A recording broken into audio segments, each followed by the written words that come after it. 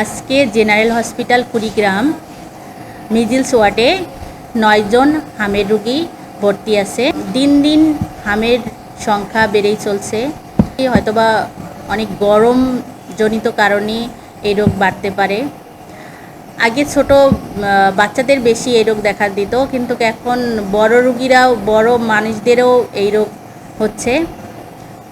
আমাদের হসপিটালে আমাদের ডক্টর, নার্স সবাই যথাসাধ্য চেষ্টা করতেছে, যার যার অবস্থান থেকে সেবা দেওয়ার চেষ্টা করতেছি আমরা। আমার বাচ্চা বাসায় 7-8 দিন থেকে জ্বর ছাড়ে না, পরে বিভিন্ন ঔষধ খাওয়াইছি, ভালো হয় না।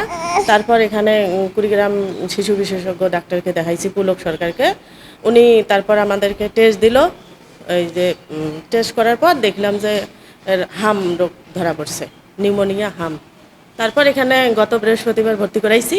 ভর্তি করার ফলে এখন সুস্থ আছে। কুড়িগ্রাম জেলায় হামের প্রাদুর্ভাব আবারও বাড়ছে।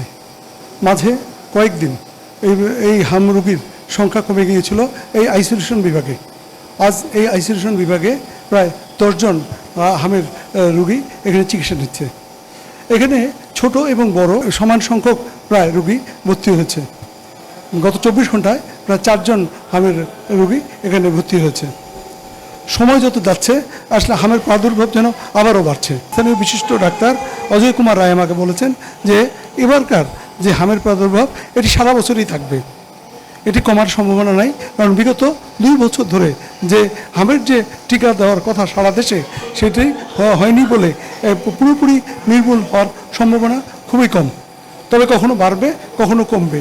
এই তাপমাত্রার কারণে এই হামের রোগীর প্রাদুর্ভাব বাড়ছে।